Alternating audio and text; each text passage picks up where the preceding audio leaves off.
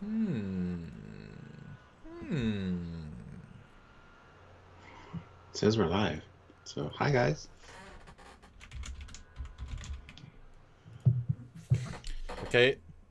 12 seconds in, I made a poll. Please vote on the poll. Stuart, read out the poll. I can't see the poll yet. Well, YouTube, hurry up. Are we live? Yes or no? Easy to start with. It's softball to start with, guys. And Dan's asking, have we seen the video game? Yes! Seen, talked about, video, edited, uploaded, waiting for release. It'll be out on Sunday. Watch it. And then on Monday, we're doing a live about it. So, Yes. yes, don't worry. We got it covered. And into 4K. Ooh. Yes. Which is, like I said, very regular to have video game things released in 4K. That shows, and it is real, and you can tell the. I mean, you must have seen it look really sharp on your 4K display. Yeah. Yeah. It's like that Spock skin, man, in 4K is like, whoa! Whoo! Hooey.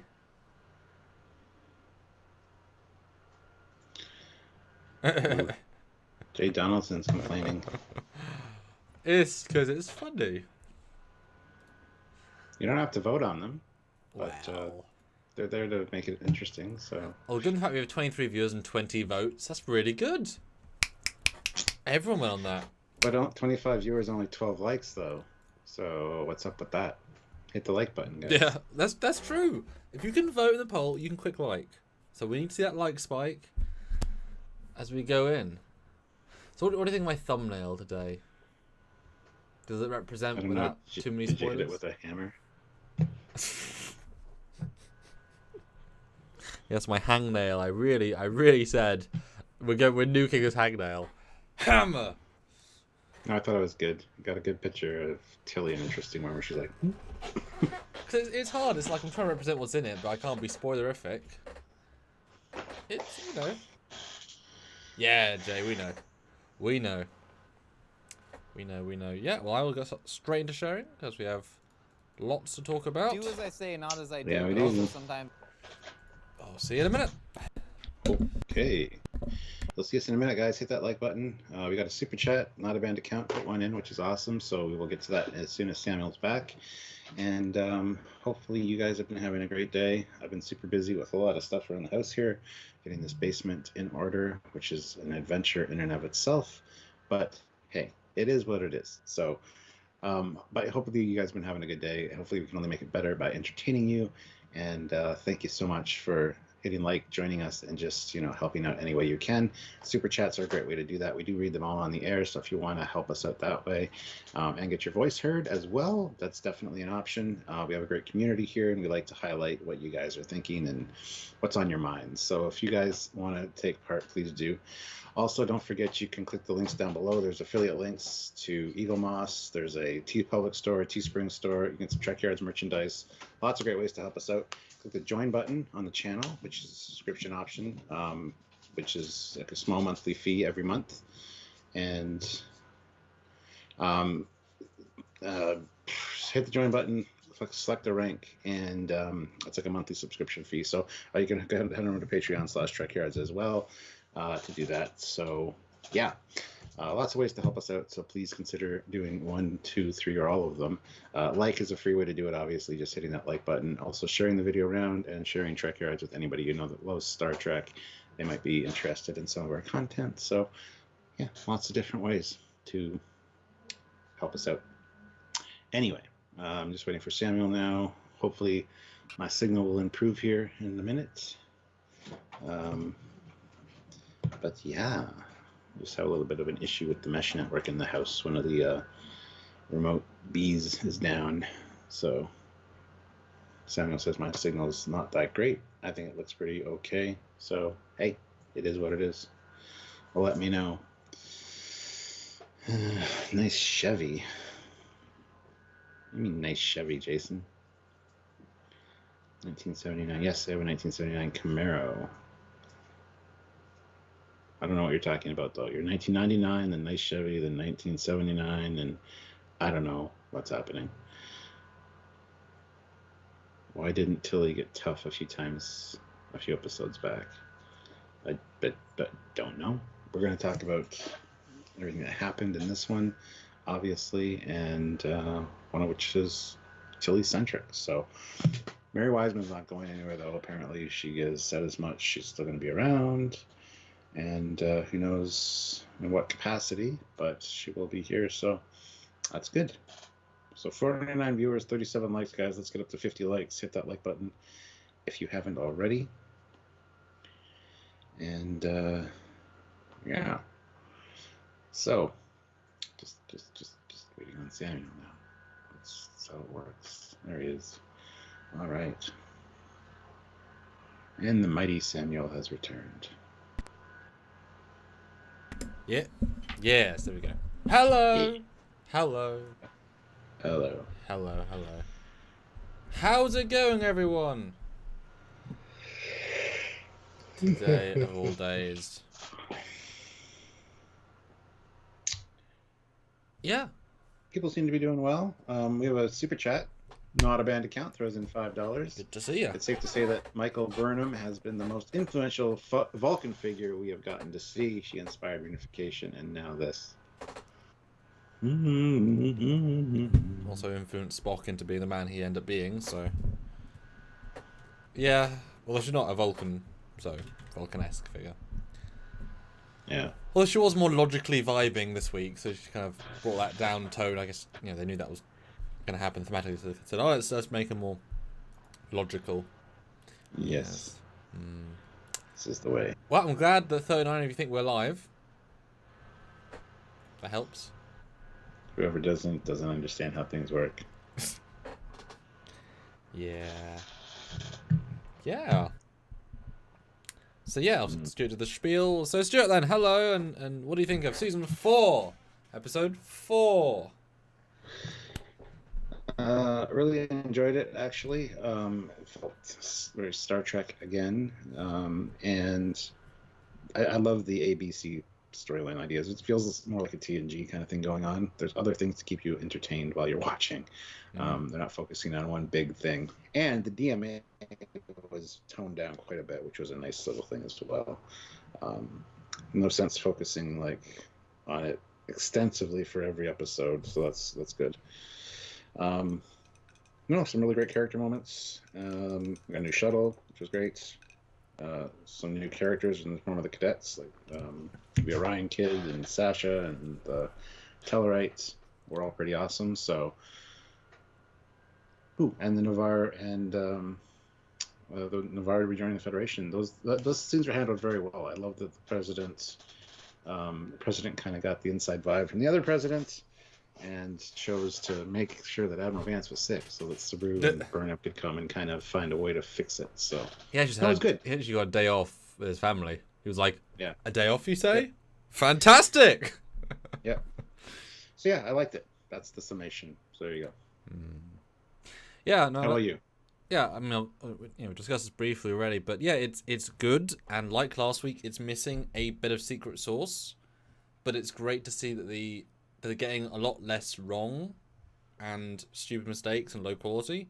So the average is so much higher, but without a lot of the strong single episode stories of season 3, where almost each episode they're doing something really meaningful, and it kind of really feels that way. These episodes are more like a gentle stream going down. It's like, oh, it's nice. Like these aren't necessarily going to stand out in 5 years' time, but the other ones stand out for the wrong reasons, you know? So it's a weird, it's like we're already at TNG Season 7, where the average is much higher, but it's not quite firing all cylinders, but it's doing obviously a lot of stuff better. So it's a nice feeling in a lot of ways. It's just they're just not quite getting all the balance quite right. That said, politics stuff was really good, was really interesting. Really, this would have been nice to have seen as the Burnham Saru from Season 1. That's a great pairing. The way they play those scenes are really good. And Burnham's nice and balanced. Presents are both fantastic. The crash is very normal, average. Like, it feels very run of the mill, which is fine. It's happened lots of times. I kind of wish it was a holo in the end as a double mega twist. That would have been really fun, I think. Kind of. No, you haven't really left, says whatever the guy's name is. Your mission start, Kovic. That was your test. Now that's a show you can really lead. Now the real mission's now. And she's like, oh god, no, walk your way. One crash is enough. And the C plot was, good and continuing, and the D plot of Grey was there just a smidge, and that's all they need to be. And it was a good progressive element while not doing much special. Yeah, it was enjoyable to watch. And B. Brock, Railfan says, is the president a Cardassian hybrid? Yes, she's Cardassian, human, and Bajoran. So, yeah. And a great makeup to represent that. I am MEC, member for 3 months at the rank of Fleet Admiral, which is a fantastic tier to be at, so thank you. My God. Their use of the advanced tech is very annoying, using the same tech failure tropes as the shows set in the past. Transporters constantly broken, no comms, etc. I was hoping the stories would evolve to use the new technologies. Yeah, I talked about that last night in my first reaction review. Just the fact that everybody has a built-in transporter now makes it even worse, because when the ship's out of range or there's something in the atmosphere that's preventing transporting, it makes a lot more sense than everybody's comm badge transporters out for whatever reason. It just creates more writing problems. I think it's kind of an OP thing to have that on your comm badge anyway, and it causes more problems than it solves, I think. So yeah, it's like when they found the gravitational anomaly, how their shields are being battered down to 50% in one hit, and you're thinking, oh, if the most advanced shields we've ever seen in Star Trek can't take it barely, then every other ship would be destroyed instantly. And it's like, well, that power level is incredible. And so if a 32nd century ship with all of the advanced basic shielding, which would be even temporal shields would be part of the package as standard, if that can't take whatever the thing here was, like, this thing's a real bad anomaly. Or is it simple as, EMPs always work, you can never defend against an EMP? It would be nice if the tech, because it isn't god tech, which is good, but it feels like certain things it should be. Like, it's good things fail, but like seeing sparks and lights flicker, it's like, why is this still a problem 900 years later in the same exact way?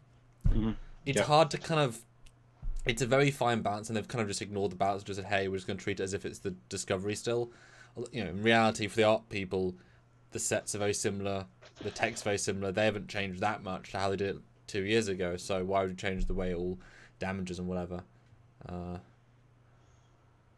it's always fun to see a gun come out of the wrist. Well, I'm not sure why Academy cadets on a sci-fi exploration scanner mission are all armed. I don't know why. I mean, why wouldn't you be? But why would you be? You know why? Because you saw it in the episode. That's why. Unforeseen things happen. Right. Well, because it would have been kind of fun if she had on the wall, like in DS9, the box and the phasers, and she undoes it, and there's just like a little pod, and the pod then you click on, and that adds the program of the gun into the hands. And so it's just literally like a USB stick, downloads it into your hand, wrist thing, and then. That would be really advanced. You don't need to have it at all times, but you've got emergency USB sticks to give you the gun. Disagree. I think they should have it at all times, just in case. Plus, if you lose that little module, then you're screwed. Which it's part of the emergency kit. I mean, it's like the emergency kit she was using. Writing, so. Yeah. Vero Varen Victus. Good to see. $2. Most unwatchable episode of Star Trek Discovery in 4 seasons. Did you watch season 1? 1000% disagree. Did you watch season 1? The first episode? That was pretty bad. Can you explain why? Because that's an extremely bold claim. Can you explain why? We'd love to hear. Yeah. All right. And BB Rock says, it just mirrors it's the best episode so far of season 4. We'll work out by the end. I don't know if it is. My gut doesn't say it is, but we haven't got there yet. What about you? It's definitely up there. But yeah, we need to kind of talk about it. Because there is only 4, but I'm not. Gut reaction, yes. Yeah. But we'll kind of see. What do you guys think? I mean, how would you rate the episode? In terms of did you enjoy it? Yeah. So spam the chat. We'll do a spam the chat of like, dislike, or meh. Spam the chat first. And also do super chat your thoughts as well. Like Not a Band Account did. Yes, Not a Band Account, $4.99, well, $5, thank you. We need a time travel episode where young Lieutenant Janeway is brash and undiplomatic, but learns composure and diplomacy from Michael Burnham. Hashtag it. Oh my god. Oh dear. Maybe not. Maybe not. Well, thanks everyone for putting in the chat. People are liking it. That's good. Dad say liked it. See, must use to track you, Dad, when you have your name as Stephen Cockings rather than the ambassador. I did like the new Shuttlecraft. Very well. Tomorrow, our Shuttlecraft video comes out, as you would expect, on a Saturday. They give us Ship or Tech, and we cover it Ship or Tech on the Saturday. But this episode starts with a rather lovely shot of the ship. It's still too dark, but it's a nice shot. They can't quite do a bright shot, but it's a nice shot. It's a good angle. They get right up close, and I thought the transition was great inside the ship. Although they do kind of show it's literally just a textured hull. They're just relying on random detail plates to give the whole... But we've known that since season 1. They don't do real detail, they do texture detail. But the transition was great, seamless almost into the corridor, into a real captain's log. I think that's our first Real one. captain's log, yeah. And it was lovely. Like it was a. I've actually been calling for that since the first episode of this season. It's only a matter of time. It only took us 4, which is lovely. And this is the only part of the episode where you get to see the ship and the crew. Although I was kind of surprised we didn't get to see any of the secondaries, as in the bridge crew. We even got the temp bridge crew guy. I'm guessing they don't want to pay them for this day because if they're not in the episode, they can't get paid for the episode in the same way. And even could have been a COVID thing as well. Well, how many extras in these scenes? I mean, they could easily have thrown in the regulars in any of these moments. I'm guessing they just didn't want to pay them for an episode because that's 2 in a row they're not in. Well, there's their paycheck for the year, and obviously every budget you save goes to all other stuff. And if you don't need them, then extras don't charge anywhere as much as regulars. But it was nice to see a bit of the ship, even if I didn't know anybody. Well, no, it's a good voiceover too, talking about how basically people are trying to figure out this DMA, but it's causing stress. You do see Linus playing cards in the bar, which is a nice little touch. But in the Ferengi, he's still behind the bar in officer's uniform, but that's okay. There's some good voiceovers. You see the NX-01 and the little glow, the snow globe there at one of Tilly's little things, which is cool. Yeah. Obviously, credit to the NX-01 in the snow globe. I love how it's like a rubbish 3D printed one too. Like it looks really rough, like an actual hand painted. Like it's not pristine and beautiful, and it's not an Eaglemoss model. It's actually like so. I kind of like the roughness. Because I said in our other review that from where they come from, the NX is the most famous ship ever. So of all things, it's like the pioneer ship, and so that's really apt. And that was certainly nice to see. Although it should go a bit closer because it's kind of hard to tell if you don't know it. If you don't know what NX is, you couldn't see it necessarily. But there's a lovely attention to detail there. It makes sense later. Yeah.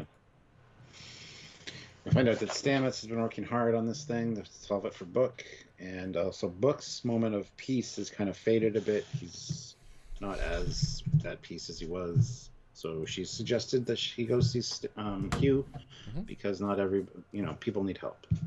So yeah, and it's only been a couple of days. They've just been all bit of Navarre, so it's pretty quick amount of time we're seeing. We're only seeing a few days, and yet that so ends our Stamets and pretty much all the references to the exploding gravitational anomaly. We kind of go over that in the first 2 minutes, and in fact, Burnham even the logs are 4. Very true, very very true. And Burnham explicitly says the gravitational anomaly is not currently going to threaten any habitable planets. So basically, it's like it's moving, but nowhere special. So we're all good right now. So it's kind of an odd choice to bring all attention down to. I mean, it is a threat if it flies towards a thing that it could kill. Otherwise, it's really not. Like many anomalies. It's gonna disappear and reappear in Earth's solar system, and Earth is gonna be the next one.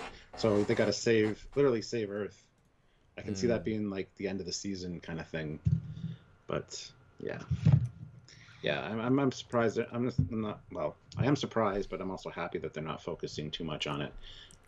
So yeah. Well, it makes sense. It isn't. It isn't this all. It's a overarching like gut concern problem rather than actually a, you know, oh no, it could kill us any second. It really can't, and we've said that. And Yeah. so I absolutely, yeah, I'm absolutely for that. That's all good.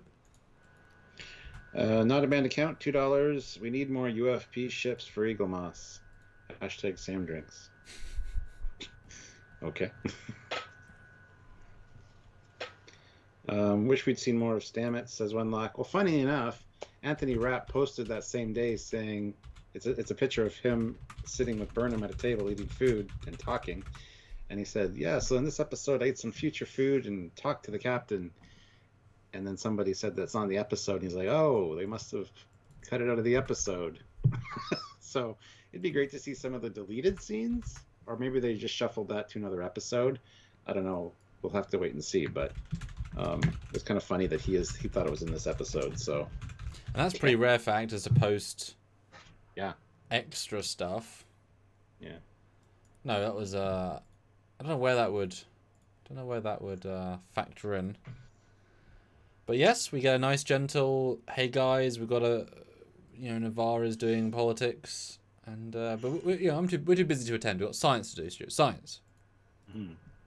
Well, unfortunately, Admiral Vance is sick, and he's got to wait 24 hours for this worm that's in his stomach to die, do its thing. So they are going. The president has asked for Saru and Burnham specifically for to join her in a diplomatic capacity. More of be there and be seen, but don't talk too much. So they've kind of been ordered to go, despite everything else that's going on, or not at this point, because she already just did the captain's log where people are ordering downtime for everybody. So, and I like the gentle vibe here, and it definitely changes a bit in retrospect because you just think of, oh, okay, yeah, it makes sense. But actually, I like the deeper meaning then in the second view. Because it's not played for anything too special. It's just we want you to be there and look pretty. That is, it'll take 45 minutes. Yeah, remain silent and look official, nothing more. Yeah, it's like I used to say to the kids. Kids should be seen and not heard. So just be good and don't talk much. Yeah. Or I just equate to stand there and look pretty. Show the flag. Yeah. And then we quickly move to Dr. Colbert's counseling session with Tilly, talking about how she's kind of stepped out of her comfort zone, but how much she's changed because she had a straight line to the captaincy, and now she's not quite sure. And she's been doing a lot of things she hates, trying to get out of her comfort zone. It's just not working. So. Yeah, it was a very gentle scene. Very much felt like season 1 Tilly. Definitely given that initial spark back. Like, kind of found it funny saying, maybe I could try medicine because it makes you happy, which really shows how desperate she is for purpose. Because to literally go against your entire field and history, shows that she doesn't know that she's just on autopilot, even though she's trying to be chipper. Mm-hmm. So there's nice subtext there. And Colbert's treating her very gently.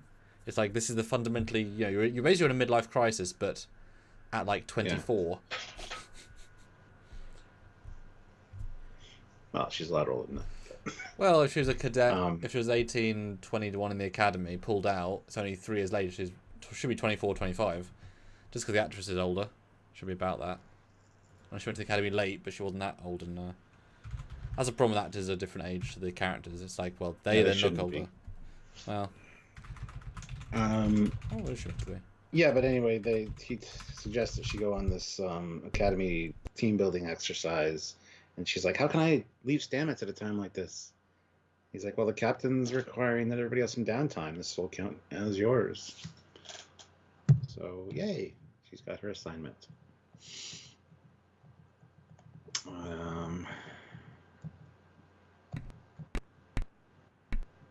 Oh yes, and then he also asks a favor of her before she leaves, and that leads into the next scene Gray and Adira. He wants Adira to go along on this as well, which she's very nervous about. So, Although, so I just did the math. So Tilly should be 23 in season 1, which means she's 27 in this season, which means she's my age. Me and Tilly are the same age. Let's see how old Mary Wiseman is in real life. I'm going to guess 32. yeah, something like that. 36! There you go. She's playing someone 9 years younger.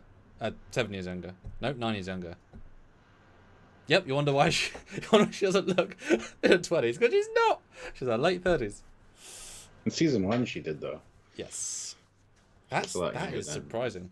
Yeah. Huh. Yeah. That's funny. Anyway. Yes, the grey scene, which, you know, becomes a bit of a shock. The sudden hair change. Out of nowhere, given this is literally days later, and out of a completely different look. You know, I think we all quite liked the blue hair. And now he's got this. I mean, it's close to his real hair, which is that, just with more colour. I guess it just seems like an odd choice. And that much black kind of makes him get lost in the costume a bit. I'm not sure what vibe they're going for, but kind of just one big homogenous vibe. It's kind of odd. It'd be nice if there's a bit more colour, trillness. I don't know. Yeah. Just an odd look. Yeah. I don't know, this is kind of a weird scene. Adira doesn't want to go. You know, she's already been an admiral and all that. And Gray's like, you know what? Starfleet's fun. Go. You learn new experiences every time. Always something new happening. So even though you've been there before, go again. And, you know, test acclimating to the new body. So doing the exercises. So that's cool. But, yeah. I mean, it's a really scene. Well, I mean, it's a slow step on their journey. And it felt that way. Well, again, it feels odd how kid-like Adira feels. Yeah. Way younger and fresher, and I don't want to make friends, even though last season felt way more assertive, way more go-getter. It's just still an odd transformation from how I would have registered the character last year. Although Grey, then now with a real body, is all like, I'm going to just go out and make friends. Like not necessarily how I thought they'd act, but also they're no longer a Trill. Well, literally and figuratively, because they're not biologically a Trill anymore, though it's a replica, but it's not. Anyway. But also they were joined, so now are they still... Because they were quite affected by the joining the first time, then they died, then they became melded with the symbiont. Is this the original personality, or the personality with the Trill additions? Can this person still play the harp violin thing? I doubt it. It's in the room, though. Well, that's for Adira. So it's interesting if the person has reverted back to what Adira fell in love with, which would be interesting, although now Adira's a different personality, although not that different. Although I quite liked, you know, multiple of my lives have been to the academy. It's like, I know all this shit. And Tal was alive like 7 years ago. So people at the academy know, like, they might have served with the Tal. Well, not at the academy, but at Starfleet. Yes, it's an odd scene. Odd little scene. Yeah. Gray kind of pushes them out of the room, saying, go. Yes, so. Live your life. And then we get a whole Discovery shuttle, you are cleared for landing. And I'm like, oh, no. And then we see a shuttle that's not a Discovery shuttle. So thank God for that. Come in and land. And we'll be doing an episode on the shuttles, obviously, on Saturday. So tune in for that. We got some new work bees here at Starfleet Command. And then later in Discovery's hangar, we got the old Discovery work bees still. Yeah. But and this is inside Starfleet HQ, because you can see the outer like bits, so the Academy is in the HQ. That makes sense. It's just this hangar doesn't impress me. I hope we stop seeing it. Yeah. Like I'm done with it, you know? Yeah. We get Kovich talking to Tilly, and you know, I mean, it's a pretty good scene. I love that he says, we didn't trust you when you guys showed up, 930-year-old ship. And you were basically, how's he put it here? Well, that one, the big one's later. Oh, okay. Well, he talks about here about how the cadets are all isolated and Yeah. they've never, they haven't worked with other species and stuff because of the burn, and so they're, this is a team building exercise, get them to work together, and they're all different species, so that's good. Hi, But Des. yeah, I mean, yeah. Well, I also liked. I think there is context here to imply that he's sending them on a mission with a specific, not problem set, but a group that need extra help. So that doesn't represent everybody. Would you agree with that as a subtext? Yeah, I think these are the cadets that are having problems. Yes. Yeah.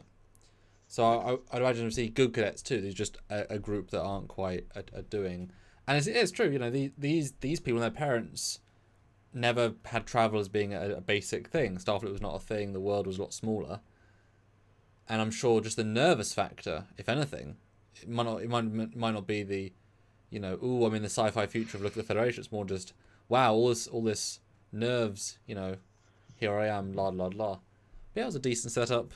Weird acting as usual from him, and they call him Doctor in an earlier scene. So which they didn't have previously, it was just Kovac.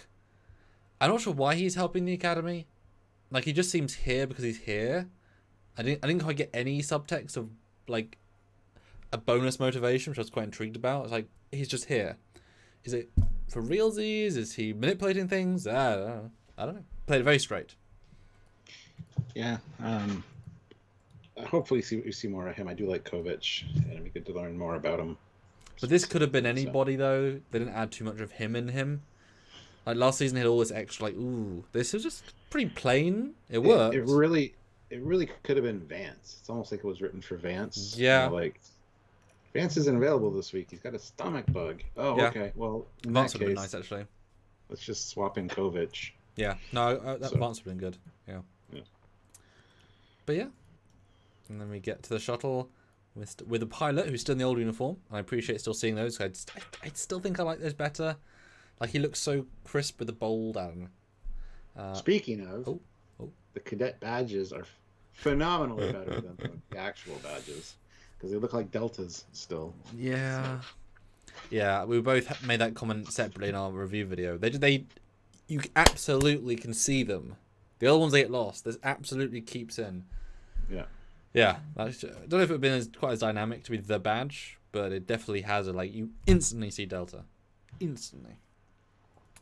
Yeah, white sleek interior of the shuttle, and Tilly's in full Tilly mode. This is Tilly factor in 5, 6, 7, 9.3. Yeah.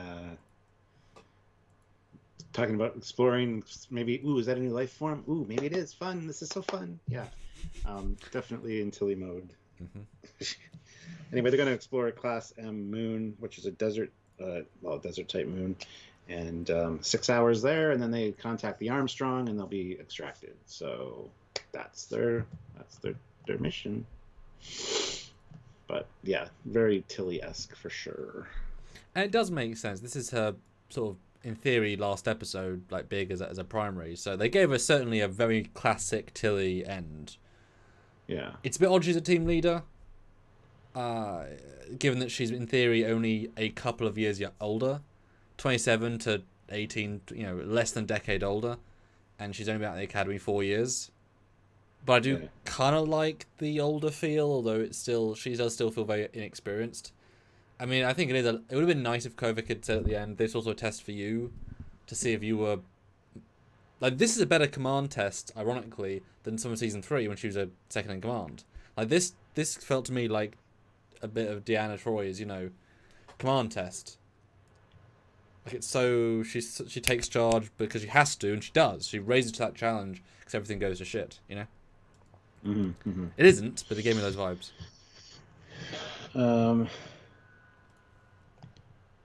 Yeah, you find out the cadets don't really talk to each other because their classes keep them pretty busy.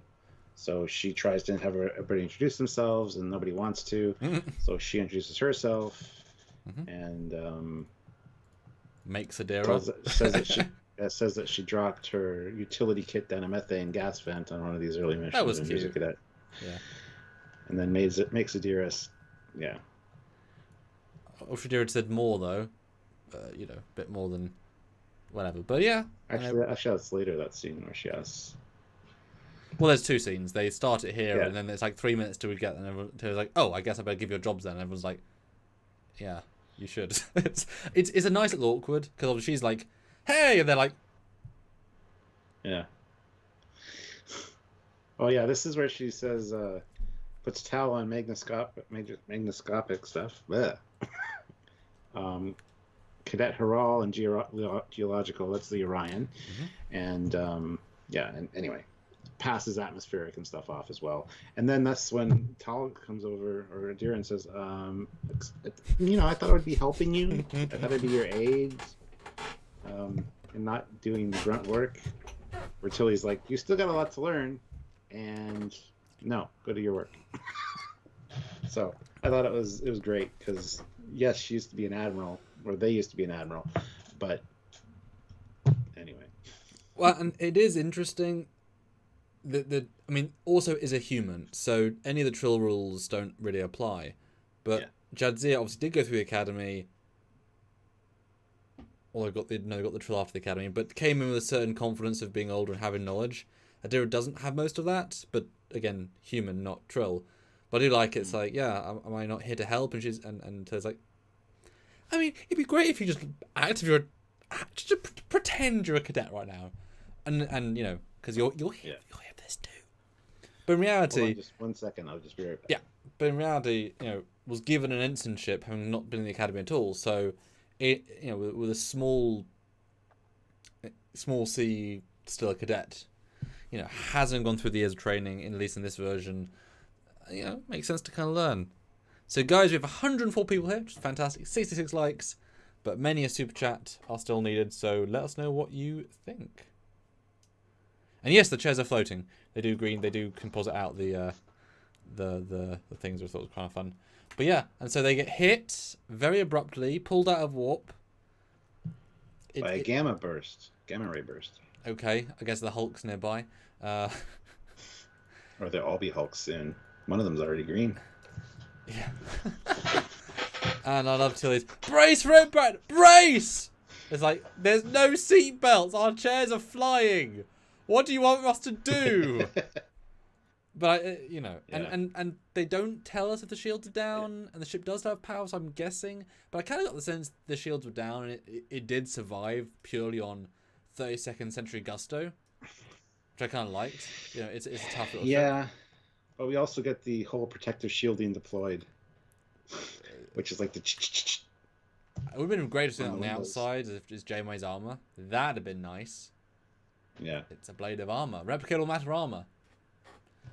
But yeah, it crashes and we get title sequence, and it's pretty like, oh my god. Yeah, it's like 11 minutes in before the title sequence. Oh yeah, we've got titles, haven't we? Christopher Peterson throws in $10. So thank you. Oh, hold on, I missed one. Do IMECs first. IMEC $5. I miss briefings happening in briefing rooms. Those were some of my favorite TNG moments. Yeah. I mean, they've got some briefing room scenes this week. Just briefing to them. And then Christopher Peterson, $10. I think this was a great episode because in spite of still having some disco flaws, it felt like Trek. Yeah. That's a really great summary. Hey. Yeah. That's a really, really good summary. And Stuart, you also did a poll, by the way. Do you want to pimp the poll? Oh yeah, I did do a poll. I forgot I did that. My poll is: was this one of the best episodes of Discovery or not? Yes, one of the best. No, one of the worst. Or it was just sort of meh. So right now, yes is leading by 52%. We only have 83 votes. Let's try to get to 100 votes. It's 17 more people to vote for. That would be awesome. And we have 69 likes. Let's hit the like button, guys. Let's get up to at least 75 if we're able to. But yes, go vote in the poll, please. Actually, it's kind of what I expected when I made the poll. I'm glad I put in a third option. So. But I do think it's a little bit, you know, it's getting easier to be better for this show. So that's less of a hey, more of a, well, yeah, you know. Is everyone okay? No, Caleb's not. Help me. Okay, hold on a second. Oh, you're dead. Oh, shit. I love how she makes a programmable matter like tourniquet. Is there Yeah. no dermal regenerator, or why isn't the tricorder up reading his bio readings? I don't know, but again, they might not have. They might just be that they don't have the kit they need here, which it seems like. Even though there is like a dermal regenerator in there, because that's what that gun-shaped thing is. In fairness to her, she doesn't know this tech, and she hasn't probably done that many first aid, 31st century stuff. So I just Yeah. take it as ignorance rather than of course, I was expected to like pull out a thing and do scanny scan, and I just ignorance and she's got a concussion or something. Although at least they introduced it, they can just make shit out of the tube. But this whole god tech of the replica matter feels a bit weak when it's like you need a little tube to make a little tube. It's like, well, I mean, Yeah. in theory, like if a gun can come out of your wrist, so can a tourniquet, so can a dome regenerator. Like all that shit should be magic at this point, which it is for the gun. But then you get the shields retracting, and you get a rather nice like open view. And I'm wondering how much of this, I wonder if this is digital or LED wall. Maybe they built the set on the wall, because then all the interactive lighting was fantastic. The shift, it's a well done set of effects. It's such a small set relatively, and if they build it cleverly enough, they could just move it. So I'm wondering, because it'd be make the whole scene easier. Just film it, and just do the whole scene, and I don't know. That would make sense. That made the most sense. I don't actually. think it is, but I feel like it'd be such a good, interesting thing to do. Yeah, But yeah, they ain't in Kansas, Stuart. They ain't in Kansas. they're not. They're on the moons Delta of Vega. Kansas. On Delta Vega from the Mm. movie. I wonder why you say that. Right. Yeah. Yeah. By the way, the LCARs and control panel surfaces on this shuttle are disgusting. I don't like them. They don't look anything like Starfleet at all. Oh. Even the holographic things that she... No, it looks awful. Sorry. Okay.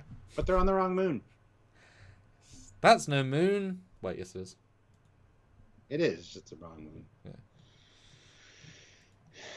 And then the Orion's like, this is obviously part of the exercise, right? This is a holodeck simulation. He's not actually dead. It's like, no, sorry. It would have been cool if Tilly didn't know that they were in a holographic simulation.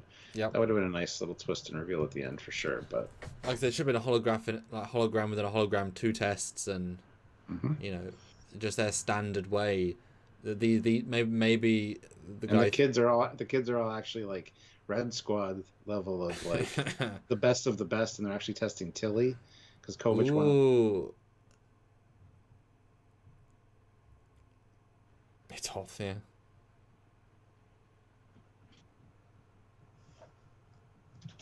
You say something about sorry, you're saying Red Squad? Yeah, and it could be funny if they were the best of the best and they were actually testing Tilly because Kovic was wondering if she was qualified enough to work for him for some reason, or even just ordered by Dr. Kolber to see how she deals with things. I don't know. It would be interesting. Well, in fact, you said that. What if, because we know that Kolber and the other guy worked together last season, so maybe he mentioned it to him, and Kovic says, "Well, one thing we do for our lieutenants that aren't necessarily fitting in, we give them this double tier, and we've got some ensigns that are also, or some cadets are also not quite well doing. We'll give them a holo sim at the highest level." I think it would have been fun, and even by calling out instantly in this scene, it puts you in a false sense of security of, well, it can't be. They've already said it's not. Yeah, exactly. Because as soon as this happened, I thought, is this a holodeck simulation? And I saw the dead guy, and I'm like, probably not, but... Because it would have been super cool if when the group had beamed out, and then you had the Tilly beam out, once she beams out, like she's on the floor still, her gun, and then as she beams in, she sees Starfleet Academy, the same big corridor, and the 4 are clapping, and she gets up and is like, "What happened?" "Oh, it was a training simulation, level 6. Most people only get to level 5. I passed? You did better than that, you know." But yeah, it's fine for it to be real, but I think that might have added the secret source. Or maybe it turns out she's on Earth at the Academy there, or some like nice visual, or I don't know. But anyway, just, yeah. Although I don't like the contrived bumping into him moment, because why? It's so contrived. They could have done a much better way of, maybe like they work in the same console and then the thing gets shuddered by an earthquake and they hit each other. Not just, It's like, well, I don't.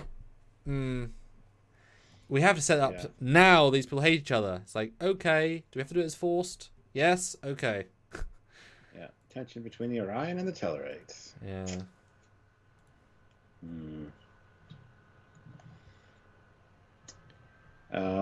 But yeah, you find out here that the Tellarite was, after the burn, his family was stranded in Emerald Chain territory and they weren't treated well. So he's, of course, got a grudge against the Orions. Well, is this... Wait, is this the scene where he says, where Tilly says we have to move past the burn, or is that later? I think that's later. I think it's later. Okay, because I got a point there. Yeah, the Orion says here that if you'll check my file, I'm at the top of my class. Yeah. Well, she says everyone introduce yourselves now because we need to work together now, and that's kind of one of those few things. But I did like I like the sense of we were stuck, and it gives some nice texture to the world. I appreciate them. They're not random aliens. They're aliens we know. They give some good texture. Yeah, it's good. Yeah. And I like the cadets. I like it. I'm not a huge fan of the Tellarite guy. The Orion guy I like. The Sasha I like as well. One that died we didn't get to know, but wasn't a character. Yeah. Yeah, they were all fine. I think none of them were quite good enough to come back, but unless they come back and shown to be grown quite a lot. Well, they're going to be the leads in the new Starfleet Academy show. Breaking news! And Tilly's going to be a big part of that, obviously. I don't want the Starfleet Academy to be a show to be in the future. I want it to be in the Lost Era or something like... Just... No. Or be a Lower Decks animated show. Academy. Mike, write it. But yes, then we cut to a rather lovely little... Rather... not overly showy sort of Vulcan landscape. It's so like... That feels like a nice Vulcan scape, but it's not... I don't know, I like the balance here. And there are shuttles outside, no Discovery shuttles, all similar. You can see the hills. Yeah, even like a motorway thing. That's kind of... And it's not all just the Vulcan buildings. It does just feel like just a very workman-like environment. But I like the colour palette, I like the big rocks. Yeah, I liked it. And then pan back was just nice. And Window's gorgeous with the way it's designed. But when I watch this again, I'm thinking, oh, we never see that side of the room. Well, yeah, because it's expensive. They tend to shoot the other way. Because that's a big CGI shot. But yes, this is the room we're going to spend most of the episode in. And Saru gets some Kelpian tea, and he's like surprised, and he looks over, and it's, the Vulcan president, who obviously had a thing for him last season when we saw them.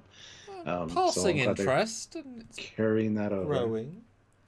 And Burnham's cheeky face like...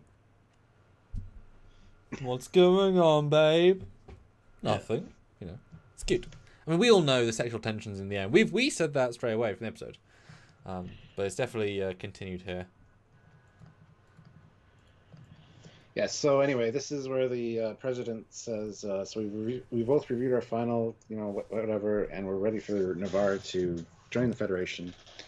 And I will say, in the second viewing, I buy her so well. Like, she knows what's coming. Yeah. But I really like her acting, because now you know she's acting within the scene as well. So, yeah, just saying. But the Vulcan president says, because of this gravitational anomaly and the threat it poses, it's shifted many things for all of us. So what we want is an amendment to the article that says we want an unconditional withdrawal from the Federation. So an escape clause or an exit clause, should the need arise. The Federation president looked generally shocked, though. It's like, oh, she actually said it. God damn it. She basically declines it and says, we just have to trust each other. If you do that, then others are it's going to set a precedent, and others are going to demand it, and it's going to make us appear a lot weaker because all eyes are on us right now, trying to get the Federation back together. And it's gone great so far, and this would be the first big wrinkle. Yeah. Especially with one of the 4-member worlds. I mean, they have more of a right than most to ask for this, but yeah, it was quite a bold. First time around, I thought there was more of a faff going in, but she is straight to the point with this. Yeah. And you can also sense a sort of, again, it's actually better in second watching these things. You know, there's politics in politics, but it definitely does hit us as audience like a wall of bricks. Although, is it truly illogical? You know, they got abused over a while. They left for decent reasons. I can't blame them for this. It's unprecedented, but so is rejoining. That's a big commitment, you know. And I feel like they can't re-leave easily. It would be, you know, the pressure would be to stay. Yeah. So it's certainly an interesting point. It's interesting. And so neither side's going to back down, and they're like, oh, well, yeah. And then that's when Burnham stands up about making the point about tremendous strides have been taken to get to this issue, to get to this point. We need to, like... Yeah, there's a difference between surviving and enduring, which I liked. That was a great line, yeah. And then she sits down again, and then the Federation president proposes a recess, which is agreed to. So, no, a great scene actually. Very well played, very well acted by everybody. Very well written as well. And I think even Burnham she wasn't as speechy as she would have been in season 1, but she definitely made her point and did it in a respectful manner. And I think it was great. Saru was kind of surprised that she did it, I guess, but why would he be? Because he shouldn't be surprised at anything she does at this point. But obviously she's got a lot more riding here. Not only she helped them with the unification thing last time she helped, which actually worked with them recently, but this is her home as well, one of her homes. So seeing this pull away from her, I mean that's why she's there, because the president knows she'll jump in. I'm sure the other president, the Vulcan, also knows she will, or at least the percentage. You know, the Vulcan Science Institute said 85% chance she'll stand up, but it was so smooth and simple what she said. Yeah, exactly right. If it's your only chance, and it does, like, it is going downhill so quick, and it's just such a nice and it makes them pause, and it's good. It's a really well balanced for this character. And Devo 77X as Navarre president didn't want it. It was wanted by the more extreme members of Navarre. Well, the Vulcan isolationists or the Vulcan extremists. Purists. Yeah. But yes, you're absolutely right. That's why she tipped off the Federation president beforehand. Because she said she's in a coalition government, so she rules. It's a democracy. She rules by mandate from the people, Vulcans and Romulans. And if the largest sector of Vulcans say it's only logical to have a way out, because we were abused so much 100 years ago. We were all alive. We all remember this. You might not be old enough, President, whatever her name is, but we were all alive. We felt the pain. And also, Tenzin says, are they really implying that there is no leaving option once you join? Or is this amendment a we need to leave without bureaucracy option? Yes, that's why it was an unconditional withdrawal. Usually you have to say why you're leaving. You probably have a lot of bureaucratic red tape to go through, a lot of paperwork, a lot of bullshit to get out. But the president even says, we've always allowed people to leave the Federation. Yes. It's not like we're going to keep you here. And she even says Navarre is proof of that. So as is 300 worlds. Almost everyone left. Okay, necessity, fine. People couldn't travel. But it's more a case of we don't want to have to justify why, and we don't want you coming after us as to why. The exit is gone, goodbye, see you tomorrow or next week. But it's also logical. Is a just no bullshit. But you imagine that there are also steps to say, well, do you really want to leave? That's important. It's like, how many of us would love to do bank transfers without having to put in codes and shit? Yes, it's simpler and sleeker, but then the one time we need the reliability of it, it's like, oh no. So that's why you need those systems of saying, do you really want to do this? Are you sure? They just want to say, nope. We leave. Yeah. Oliver Lavery Farag puts in £5. Thank you. New spin-off idea, Star Trek Tilly, the youngest professor ever at the Academy, teaches history and begins with, you will learn history, I lived it. That's actually a good pitch. She didn't learn much. She was pretty young, so. Well, it'd be more. The only way I see her being a good person in the Academy would be more my perspective is so radically different. I can teach you my perspective. Yeah. That's what it is. I'm a beacon of the past, you know. And Double Guitar says, Sam, think Brexit. Yeah, he has been. And SWS1NWR says, this entire subplot was more Brexit than Picard Season 1. Yes, which wasn't Brexit at all, despite Patrick's request. This was far more Brexit, but also a bit more logical. Well, literally. But, you know, actually quite a well allegoried version. Just like, yep, both sides represented. Here we go. And Michael Burnham would say Brexit too. If only she was around. But yeah, abrupt ending. And boy, when you look for the Romulan black guy, sub expressions, when you know to focus on him, he is doing things throughout all the scenes. Yeah, you can see he's like pulling her down. It's like a It's subtle, but it's absolutely there if you're looking again. Yeah. Then we get more therapy with Dr. Colbert. This time it's Book. And he says, you know what? I know that Burnham wanted this, not you. So how you feeling? I've heard you haven't been sleeping. Let's start there. And Book doesn't really want to talk. Then we hear about this standing funeral and breaking fingers off, which is kind of funny. Despite how gruesome, made me laugh. Yeah. Which shows how well told it was. And he even says, you know, in therapy, I'm not supposed to, as a doctor, you're not supposed to share anything personal, but since we all know each other so well, I'm going to tell you anyway. So,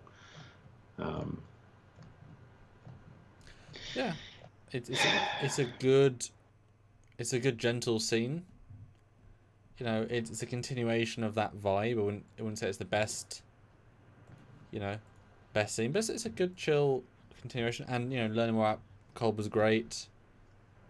This is definitely his role now. He'll never have any other role. Yeah. He is now the Troy. Like how Evan says, when my T.O. died, I didn't think I'd ever want to be happy again. And then I laughed at the funeral. He says, if you're willing to try something different with our remaining time, we can. And Book's response, as long as I can keep my fingers. And Hugh's like, Oh, yeah, that choice of was fantastic. That was a real choice. Yeah. But it does also show this entire episode takes place in one day, over one day. Yeah. It's very quick that way. It feels way longer than that with the amount of story they're trying to show. But yeah, nice little scene, gentle, nice, character-y, very COVID safe.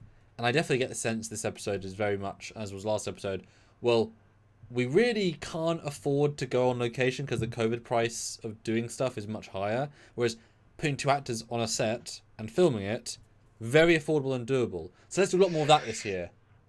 And we're like, okay, great. Character dialogue. With character scenes. You know, you're running down corridors. Character. And it's just like, yes, we want this stuff. Character. No, they're great scenes. And I love Dr. Colbert, so. And Book, actually. So. Yeah. Stephen W. Fathry, $5. Hey. No reason why Tilly can't teach at the academy since Kirk taught when he was a young lieutenant, right? Don't think he did. Don't know. And if he did, it wouldn't be as like a professor. It would be as like a, you know, a hot rod pilot teaching hot rod pilots. I mean, you can teach for any number of reasons. You can be a teaching assistant and still be a teacher. And of course she can teach. It's just she wouldn't be able to teach most things, so she hasn't learned enough. And it's not as if she can teach science. She is so far behind. You know, she's ill qualified. And do you really respect a 27-year-old teacher? Maybe, but there are literally 100 other 90-year-olds who've lived through all the stuff. So it's a very specific thing she's going to be teaching. Eugene, 2,000 rubles. Boom! Damn, missed the first half. Was a witness in search and seizure. Ooh. Mostly underwhelming episode. A and B plots are too unsophisticated and separated from each other. Generally feels like an episodic episode in the middle of a season, which doesn't work quite well. This is message 1 of 2. Which is I would agree with it. Does feel like a weird middle of the season, even though we're only like 4 in. It's definitely we already hit the middle pace already. It's like, what? So I would agree with you there. And yeah, definitely very very separated. I do think the political stuff was quite sophisticated, just simple sophisticated. Like it was elegantly simple. Yeah. And Stephen Fathry goes on to explain Gary Mitchell was a student of Kirk's at the academy. No, he wasn't. They were at the academy together. and they said everybody referred to Kirk as a walking stack of books because he was always the carrying same the age. books or had the knowledge, and yeah. So in his class, you either sink or swim, is what he said. Gary Mitchell was friends at the academy, surely. Yeah. He did say that line, though, about in his class, you either sink or swim. So, no, I don't think Kirk was teaching anything. I really don't. I am Misi, $5. It is nice to see them address the mental health after tragedies. Previous shows have dropped the ball there, I think. Yeah. Poor Neelix. You died, and there was no afterlife, and you're devastated. Next day, you're all right again. Yeah. No, according to Memory Alpha, he was a student in Kurt's class. Okay. What the hell would he have been teaching? What? When was that said? That was in Where No Man Has Gone Before. Well, I mean, but him as a teaching. I don't know. While you're looking it up, I'll finish Eugene's point. 500 rubles, so thank you. When there is no status quo in the show for episodic stories to feel meaningful, events not filling in between season story. Not filling in between season story. Yeah, a bit more.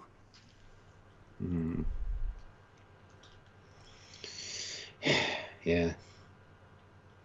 Yeah, Steven, that line always confused me as well. Because they're the same age. They were friends in the academy. They hitting on girls together.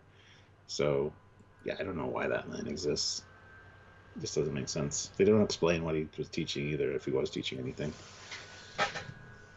My guess is he was good enough at this particular subject that the professor allowed him to teach while for an extra credit or while the teacher wasn't there. Because if you have a really remarkable student, a lot of teachers will do that, which could be the case, but we don't know what class it was. So it says Kirk would teach programming. So it says he was an instructor at the academy, which I would class as different to a professor. Instructor can be anybody doing anything. A professor is like a dedicated teacher. So instructor might just be he's there on the firing range to help instruct people to shoot, and But there's no information here. It's just Gary Mitchell was in his class. That is. But I mean, that's such a offhand line. That's weird. Huh. Well, there you go. Weird. Yeah. So next scene, the Federation, or the Navarian president admits to giving him the tea and basically asks for his help without asking for his help. We're kind of at this point where we need some assistance if you're willing to offer it without actually saying that. So, and then she excuses herself for meditation. But yeah, if the Federation is unwilling to compromise, there's nothing more I can do. So, hint, hint, nudge, nudge. What can be done here? No, it's very well played, actually. But yeah. And for some reason, Colin jumps in and was saying, "Let's not forget the Voyager had, with no access to repair facilities, no matter how much it got battered, it always looked just out of space to the next episode." Well, yeah, because it was days or weeks between episodes. We saw 24 weekdays in 365 days, and they repaired it in between with work bees because they wanted to keep the ship looking nice and fixed. They had nothing else to do apart from travel, so replicate the parts. You go put them on. I mean, even at warp, you could have someone in a spacesuit repairing outside to stay in the warp bubble. They do it. It's not, Why would you not want to repair your ship in the 2.5 weeks between adventures? I mean, you've got plenty of time. It's not a problem. Mm-hmm. Why wouldn't you always keep the ship looking nice? Yeah, this scene's great. I really like. I mean, there is such a difference in acting between. How do you represent? I'm winking at you without winking in my voice. That's hard enough. Then in a Vulcan way, to be double subtle yet clear. I think she did a superb job in telling it was enough information, but also the nuance was super well there. No, it was a good. I think the human president was a lot less subtle. She was much more clear in the look. Yes, if only we had a compromise, Burnham. But that's because she's not Volk. Like, I just love this. The difference in the two. Both have the same meaning, but one is like so cleverly repressed or internal, but it's still very external. Yeah. But both sides clearly want a way out, and they're very clear in that it has to be a different, new way out because both of our sides won't take the current plan. Got to move forward in a different way. Yeah, and then Burnham talks to the Federation president and says the same thing as basically said. All eyes are on us, Captain. There must be a way to compromise. Basically expect you to find it. Listen to me well, she says. My hands are tied with no other options. It would seem that we are done here. And then she leaves it hanging and walks and beams away. But she looks back for a half second. Yes, she does. And it's a good little look. Yeah. Yeah, I liked it. And then Burnham and Saru compare notes. They both want the same thing. They both want to find a compromise. And this is actually really quite a cute moment. They're like, I think this president wants this. I think this president wants this. I think we've got a plan then. And normally it'd be like, Burnham, you're getting involved. You know, you're overdoing it. But here it's like, no, they really mean it. They're really on the ball here. It's quite cute. She even says, I think that's why they found a way for us both to be here today, to cut through all this. Yes. Do you believe that Admiral Vance is sick? Do you? Yeah. Hard cut him on a beach somewhere drinking a mojito.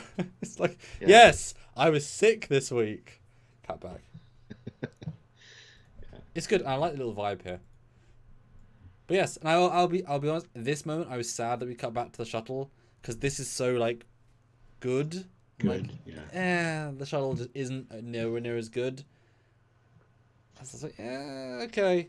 It's just, good the politics gets you, but I don't know about you, but I was just like, this one particular cut, I was like, Yeah.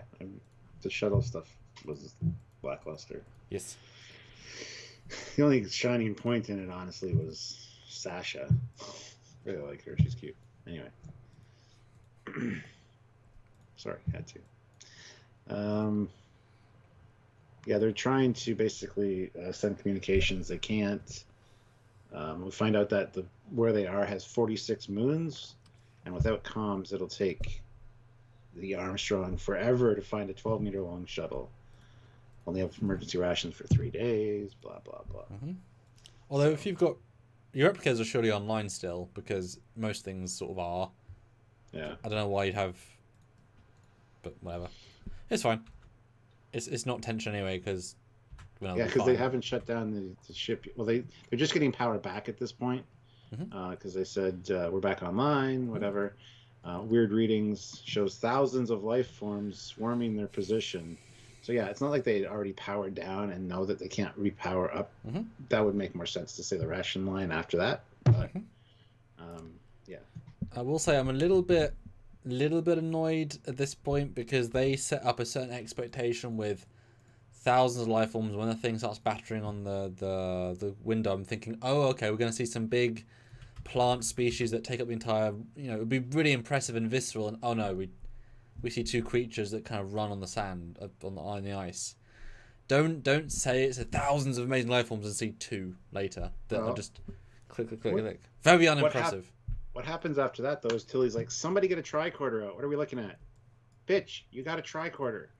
You're also the most qualified science officer here, in theory. It's not like this is like a stroll on your safari. That's like, what animal is that? Everybody, can somebody tell me? No, you're in a fucking emergency. Use your own tricorder. First of all, second of all, we find out it's a Tuscadian pyrosum.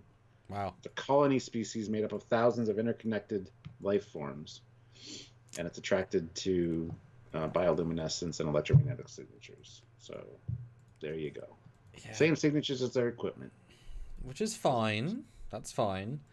But just what they show us is nowhere near as cool as they make it sound. Yeah. It's just don't make it sound amazing if it's really, really not amazing. Let's just see it form. Let's just see all these little things Yeah. form into this, but you don't Yeah. see that. You only see it split once into two, Yeah. and that was at a distance. So Yeah, it should have been. I mean, I was thinking it would be more like Starship Troopers, like this big swarm mentality vibe, and it's not that at all. So disappointing, because it didn't have to say it. It would have been just as impressive to say a 05 around, etc. But no, they turn everything off. Although it's like you didn't turn your comm badges off though, so yeah, you should still be. You know, even on there's no low power standby with 0 power. You know, so they're still on, they're still active, but whatever. I mean, the universal translators are they working? Because always how they understand each other. They're all speaking basic. I doubt it. yeah. Just saying. Funny thing is too, this is the old trope of, hey, we're in this valley. We need to climb to the top of the mountain to send the signal. I hate that. Let's get up to the ridge up there, which does not look far away at all, by the way. No. But it's a goddamn gravel quarry. Anyway. Yeah, this entire setup, like they just literally are in one quarry. It feels so low scale and low key. Yeah. It feels cheap. And it doesn't have to feel, but they just whenever they stop somewhere, it's all close ups and just like, I mean, they're ice place. I don't know, so it's just not very impressive. Not to say they have to go to Iceland to film it in big scope, but just the way they shoot it isn't very good. And Adira's like, these guys aren't ready for this. I'll go by myself. Until he's like, nope, whatever we do from now on, we're doing it all together as a team. Because, goddamn it, I had one job here today, team building. I'm gonna do it, whether it gets us all killed or not. Yeah. Even though in theory they're safe now, I don't know. It's a bit weird. It's very much we've got to have plots. We're gonna have plot. So let's move on. Replicator matter sand, and you know, freak out over it. It's a good enough scene. It's a good enough moment. You need it from a particular river. You need to ask for permission from the blessings of the. Just. They're very spiritual people, Stuart, as you know. Well, no, they were. R.I.P. They're all dead, Jim. And yeah, exactly. I love what he just said to Culber, though. This isn't going to work. As programmable matter made to look like sand because you're nothing but cheap tricks that you got out of a damn holopad. Yeah. That's it. That's the scene. Well, yeah, almost. He does say, Hugh goes on to say, you know, you're right. It won't be the same. It'll never be the same. And that's kind of the point. Quajon was one of the most beautiful places ever. Now it's gone forever. So it won't be the same. You'll never feel that comfort doing that ritual again. Thanks. How long is it supposed to take for me to feel better? A long ass time. Yeah. Fair. I am Misi. Throws in $20. Ooh, thank you. 2 episodes this season. I spent the entire time hoping it was a simulation because the plot device to introduce the problems were so contrived it seemed like it had to be on the holodeck. Not super great. And that would have also explained why it felt like simple Trek 101 without really any flourishes, because it was like Training Program 101. Yeah. No, I agree. And thank you. That really, $20, it helps. And we're slowly getting up there, guys. We have a minimum each live. We can get a few more 5s. That'd be really fantastic. Do you want to put a like goal as well? Like goal. Let's get to 120. Another 18 would be awesome. But yeah, keep throwing those super chats in. 5s do mount up. And just to end the poll, 137 votes. Was this one of the best episodes of Discovery or not? 52% yes, one of the best, which is pretty good. 12% no, one of the worst. Yeah, be hard pressed to agree with that. And 36 were just sort of meh. So, yeah, pretty positive. Pretty positive. Yes, turd. That's pretty funny. Anyway, moving on. Yeah, right. Anyway, so yeah, the Saru comes and talks to the Navarian president. It's a great little conversation here. Are you here as a representative of the Federation or as a friend? He's like, no, I'm here on my own volition. And basically, talks about just being Saru, shared goals and things like that, and trust being a journey. So, and then that's where we get the line about the Vulcan purists. In return for their support, which is vital to my coalition, they have demanded a logical framework to hold the Federation accountable. This exit clause provides it. So, and then they do the little meditation thing, meditative technique, which close your eyes. He peeks. Your eyes must remain closed, Mr. Sir. Yeah. It was a nice scene. These two are cool together.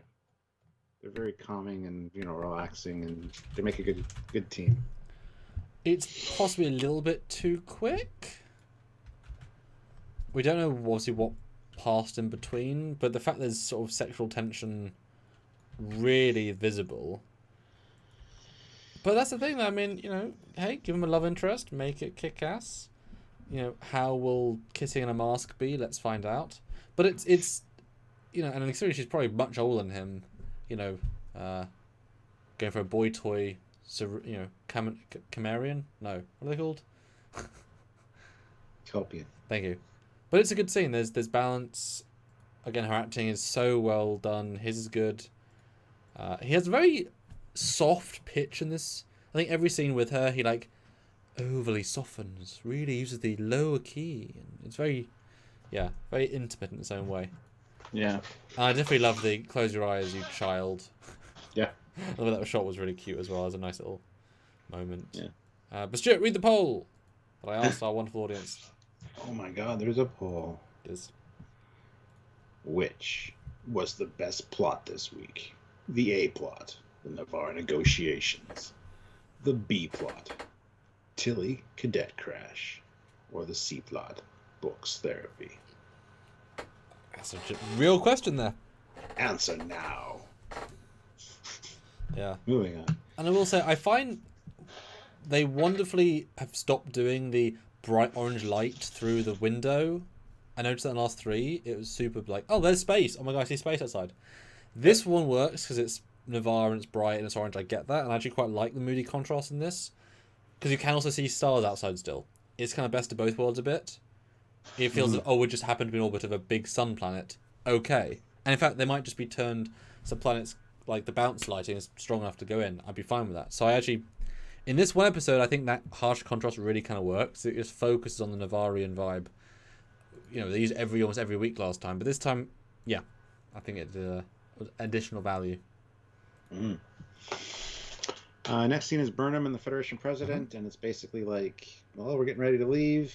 Nobody's. I don't think we'll be able to come to a compromise. And Burnham's like, what if there was another option? What if there was a third party option? And it ends with, go on. Or, all right, Captain, what have you got? And as soon as she said third party option, having spoken with Saru, I assumed that it would be the Kaminar Council getting involved and kind of being a mediator, because he's a part of that, right? Yep. But nope. Well, we'll get to that later. But that's kind of where I thought they were heading with that. But yeah. My only note here was just, I'm assuming she pre-booked this meeting because President, it's like, Burnham, I was on the toilet. Or she was she's they're holograms, so Burnham's in her room as well. So she must be alone. She must be in private. It's funny how you could call someone they're able to pick up instantly, etc. Just made me laugh just the way it was framed a little bit, but small thing, just the way it was framed a little bit. But yeah, then we cut to one of the few big shots, and then we cut back to close-ups, all with hoods, problems, lightning, spider lightning. Ooh. Yeah. Whatever that means. I don't know. They see this thing split, and the Orion's like, maybe we should go to a cave. Survival. and that gets used against them later. And then it's like, oh, actually, that was a good idea. That is Survival 101. Find cover. Well, they're all putting out suggestions, which they're not team players. I get it. They're throwing stuff out. And the idea is trying to be assertive, which I kind of like because, all the experience they have. It would be frustrating, yes, exactly, to have all that experience of an admiral and all these other lives and not be able to assert yourself. Yeah, that would suck. Yeah, but Tilly does a good job trying to stay in charge. Keeps bringing them back down. Well, she doesn't feel that much older than the cadets because the cadets don't feel like 18. They're clearly all in their 20s, if not. Well, I mean, Tellarite guy obviously is just however old. But she does a good job controlling. And then we get a less good scene where all of a sudden some lightning hits the ground, which causes ice, which gets Adira's legs in fully CG ice. And then Tilly Replica matters out a rope, and they pull her out. And it's a terrible scene, in my opinion. What do you think? It's absolutely awful, yes. Yeah. It was... They didn't have the option of filming somebody falling through the ice into the water. Oh yeah, that's what this scene is, dude. Just without the water, and that would have been a lot better, honestly. Dude, that I didn't consider that, but it's so it literally feels like on set they said none of our props turned up. What can we do? Ice. We'll CG some ice, and we've got a rope, and we'll just film something now quickly. We've got 35 minutes of film. It's so awkward and so cheap and lazy. There's zero creativity here, and the CG is not good. The pacing's not good. Tilly says, Sasha, grab them. So Sasha's standing there. 3 of them are pulling on the rope. Sasha's not contributing a goddamn thing except reaching out her hands. Pull on the rope until Adira gets closer. Then let go of the rope. Sorry, that bugged the shit out of me. You stand there and be useless for a minute when you could definitely help us out. And anyway, whatever. It's also, surely the option is to break them out of the ice and drag them along. Not, why would you pull the ice forwards, breaking as it goes? The ice is now... the whole scene is just bad. It's really, really bad. It definitely screams of either rewrite, reshoot, ran out of money. We're on set, let's do something. It's really bad. And it has no payoff. Like, emotional. It feels cheap and simple. But this is the we were together moment. Yeah, we hold onto a rope they ordered us to. No, we're a family. No. And there's like, you saved my life later. Like, no, you could have phased it at heat setting. Because till you use the replicable matter to make a thing, so they now know where they are. Just use heat to melt the ice. I mean, you've already done the thing. It's so... And after Adira's fine, everybody starts reaming on everybody else. He suggested to be a coward and go into a cave, and it's like, And then the emerald chain. I watched my grandmother starve. Well, that I thought was great. It is. Why now? Anyway, I had to bury her body because my parents were giving me their rations. They had no strength, and blah blah blah. Yeah. Oh, that's so much better after the terrible scene. That's all really good, and I really like that story, and I like the... It should have been while they were walking, though. Yes. It shouldn't have been right after this scene. This should have led up to the scene of the stupid. Yeah. I don't know. Yeah. But then we find out his history with the chain, that his dad was... well, she says we have common ground here, so talk about it. So his father was an advocate for, or an activist to, an emancipation thing for the Emerald Chain.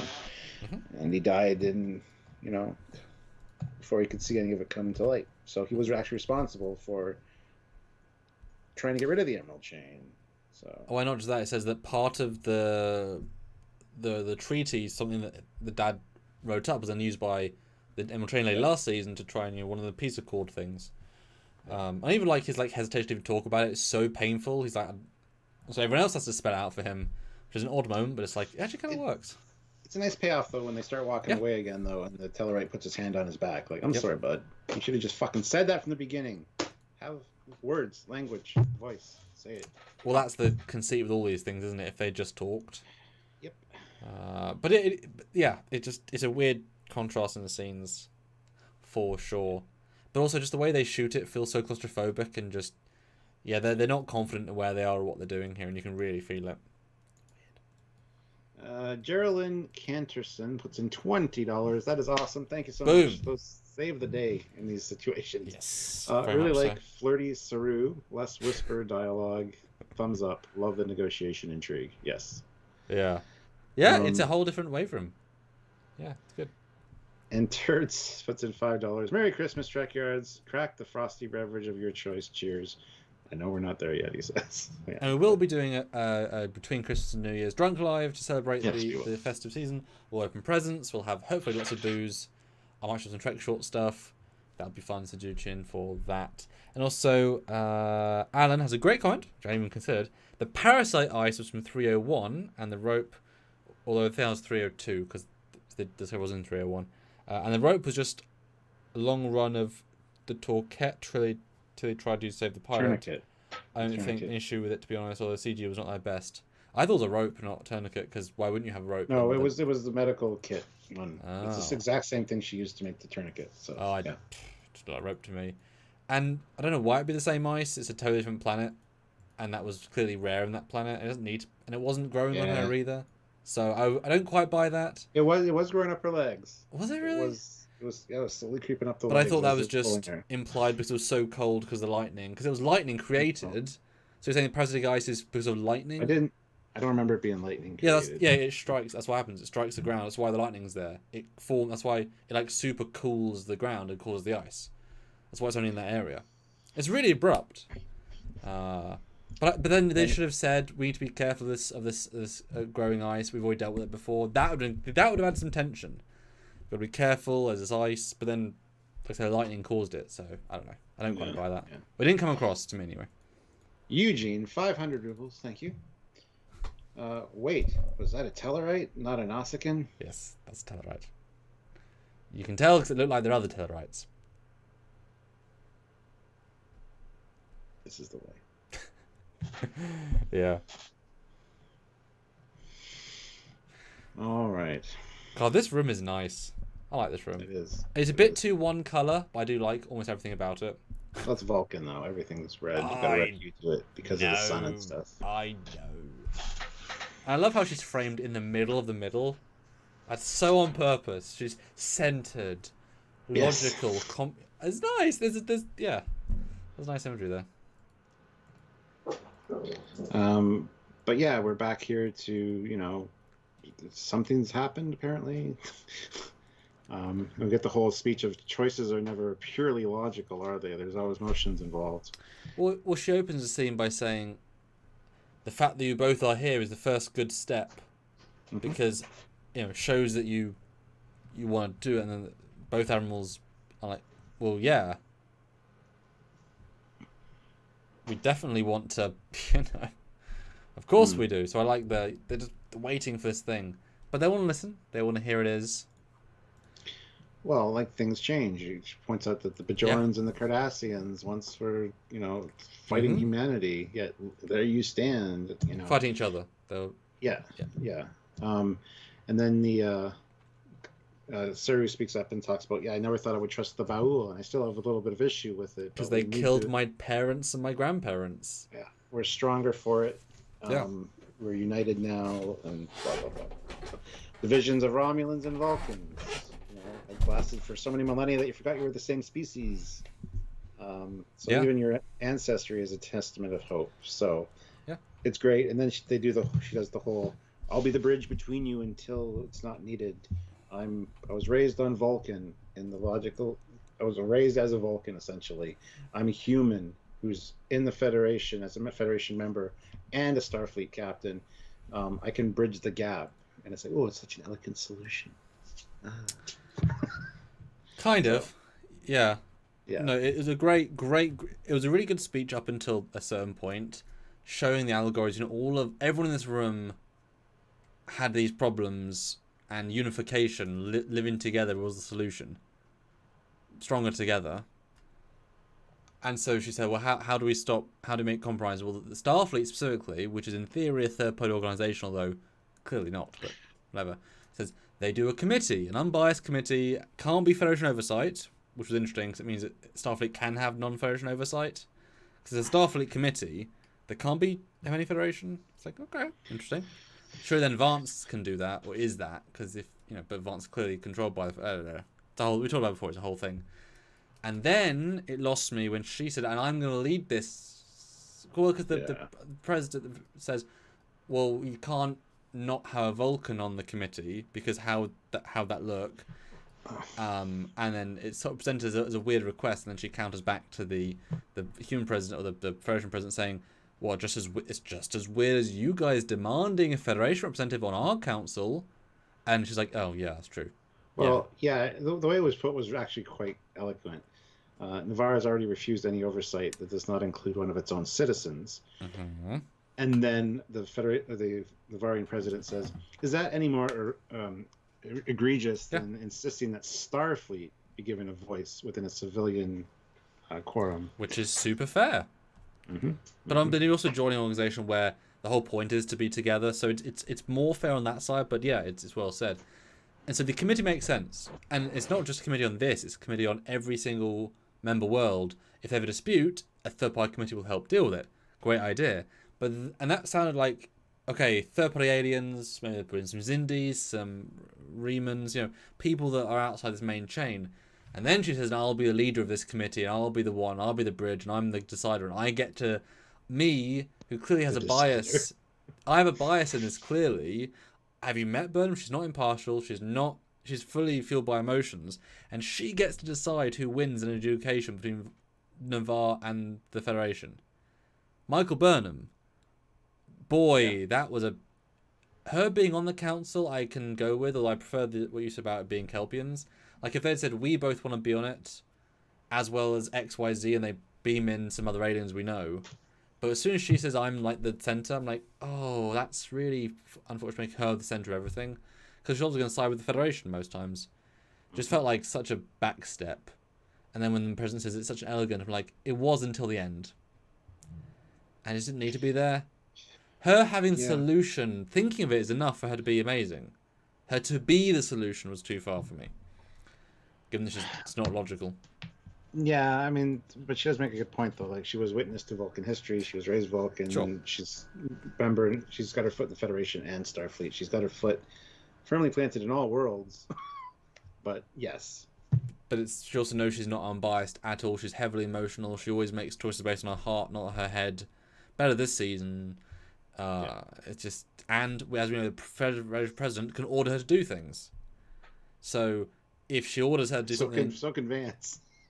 Yeah, we've got two people that can tell her what to do. Yeah, and they don't have to agree with each other either. And I'm sure if the Vulcan president really asks her nicely, Well, she asked Saru. Saru would ask. Well, hey, because Vulcan, she feels like she's a citizen of Navarre. So it's just a weird thing. Not the end of the world. Just it's certainly weakened the moment. But they agree. The Romulan guy's like. It's like everyone's begrudging, but peace is made. The moment has been said, and we can stop clenching our sphincters because it's all fine now. Yeah. No, I thought it was pretty well done, actually. But it did thrust Burnham back into that position of being the most important person in the show. Yeah. At least for this main, I don't know.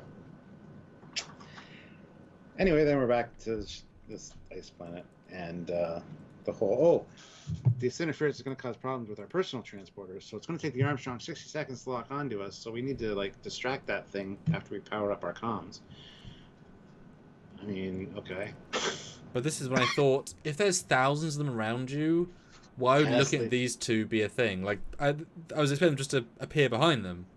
They should have come up and split and just started coming up the mountain as they go. Coming up the mountain as she goes. It's like there should be thousands around them. It would have been more impressive if they kept appearing and they got swarmed. It was a weird, it went from this big planetary problem to no, there's two random aliens over there that are dangerous. They have to physically run to get us. They misunderstood their own premise at this point, which is a shame. And Adira's like, I'll go, and Tilly's like, no, I'm gonna go, but you've got this. Which was, I mean, hey, that is sort of the job of the commander to do the big hard choice.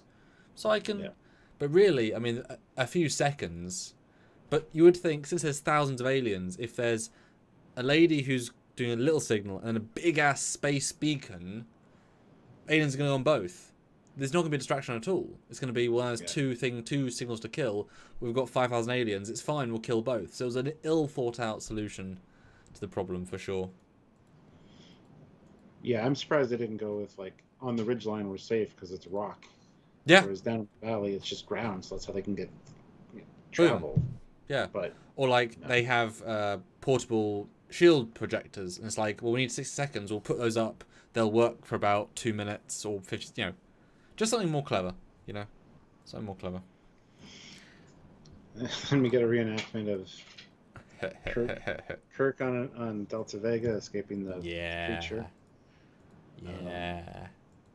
And they all start firing phasers at it. And are they trying to kill it? Or stun it? I would hope they would be, but it doesn't appear to be. Because it kind of plays a bit like, is this okay just to shoot the life forms? And also, if the whole point is to be a distraction, firing the weapons is going to make you more of a target. Because you're like variable energy.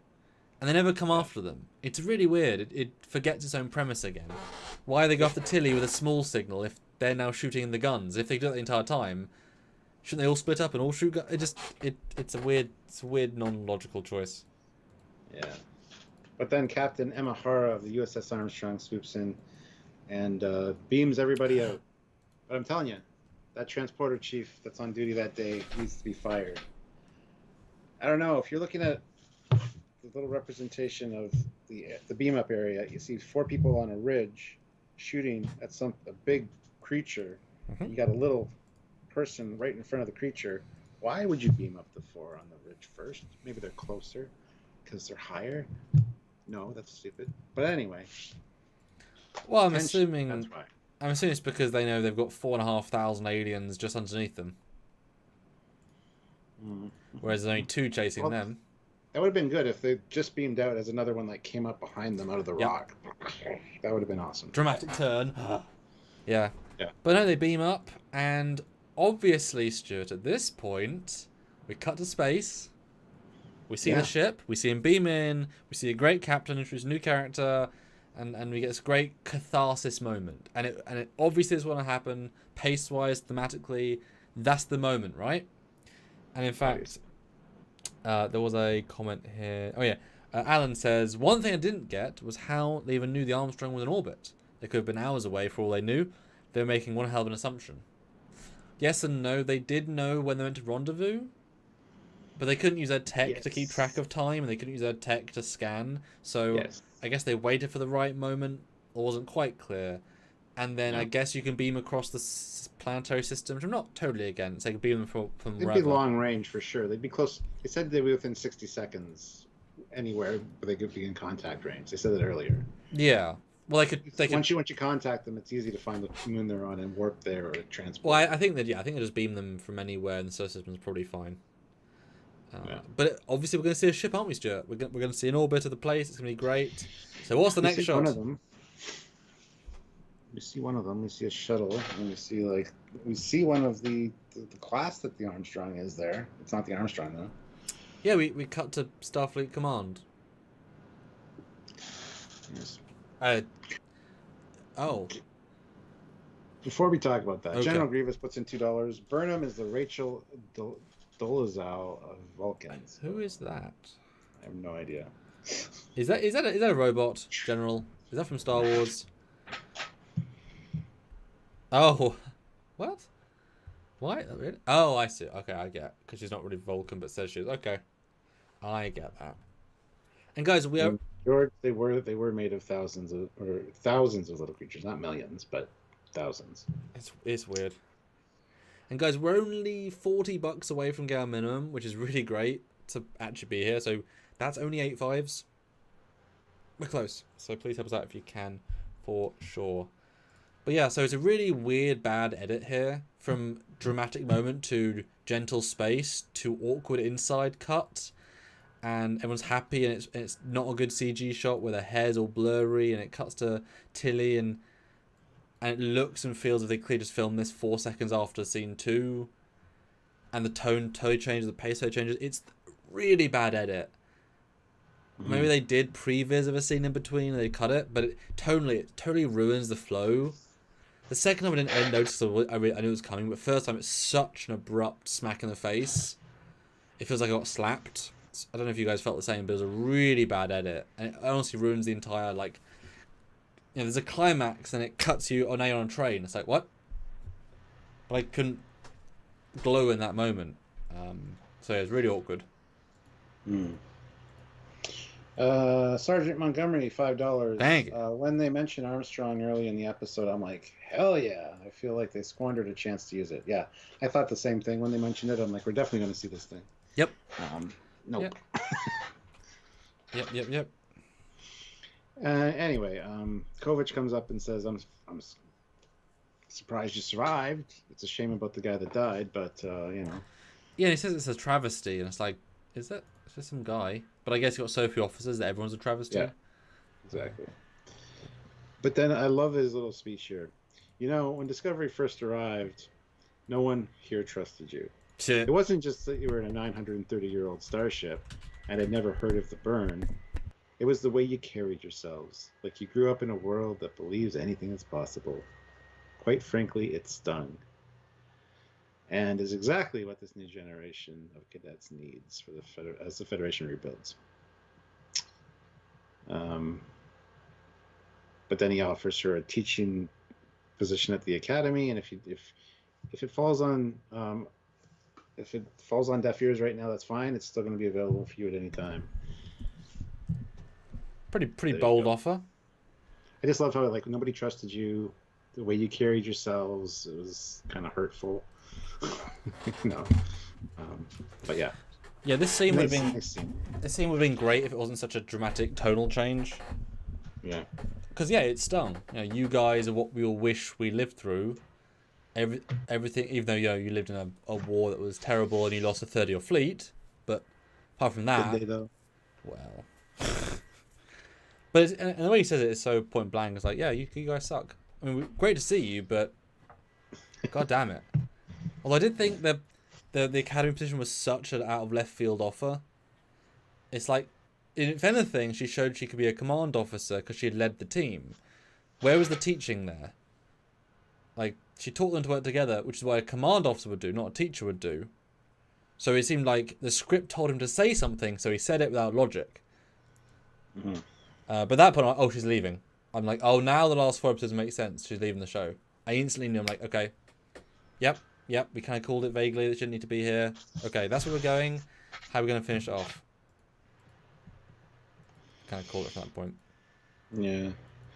Then Adira comes out and said, I never thought I'd be able to make friends, but it seems like I've made some. Mm-hmm. You know, this was kind of good for me. Sergeant Montgomery, nothing.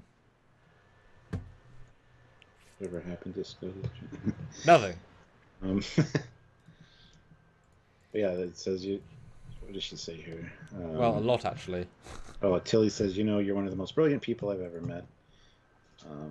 Why do you start everything with "I can't" when making new connections? But yeah, my only issue here was that Adira is not one of the most brilliant people she's ever met. Clearly, she's fine. Like, I know it's the you're leaving the show, we have to be sweet together, but Adira's not that brilliant. It just felt way too gushy, but it also felt like one mentor, which had not been a mentor except for one episode. It's like, I was Tilly, now I give you Tilly. You are the new Tilly. Goodbye. You're as brilliant as I was. And I kind of thought at a certain point in the speech, and it kind of felt organic that the way Tilly was speaking, she was going to say, you know what, Adira, you remind me a little about me when I was young. But that's even more in the nose of, yes, you're the new Tilly. But it was a bit cringe because Adira has not earned that in the context of the scene of the series so far, really. The most brilliant people ever. But then again, Tilly's only met a few people because she went to the academy and then on Discovery, so she has very little experience. But whatever. It's nice if they were better developed. then we get the official "Welcome to the Federation" speech, and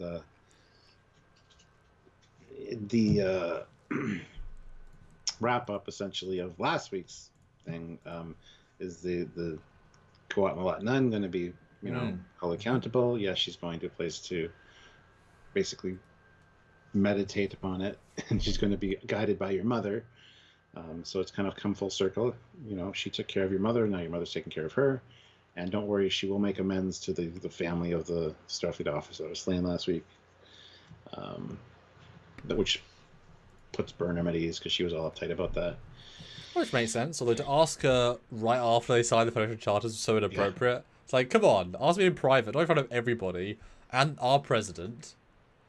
Hold on a minute. It's a weird time, but it's closure. We're finishing an arc. But it's nice, welcome back to the family. Everyone's quite thrilled. It's a nice enough scene. And she asks Saru if he wants to go for tea for some time. He says, yeah. Boy, she does. She's like a schoolgirl. She's like, Mr. Saru, tea later? In my quarters, the door's locked, bound chicken. What? Clothing optional. I hear the Kelpian mating. I mean, the drinking ritual involves a loincloth. Is that true, Saru? Maybe. Yeah, it's so like So what does a Kelpian Romulan Vulcan hybrid baby look like? Jeez. And will what's his name? The guy that destroyed the universe. Will he be the godfather then?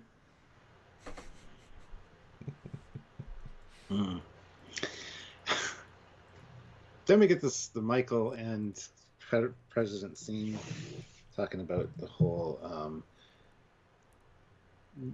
pulling this off essentially. I had my inside source. I knew this was happening. So, is Admiral Vance sick? No, not really. Well, last time he was fine.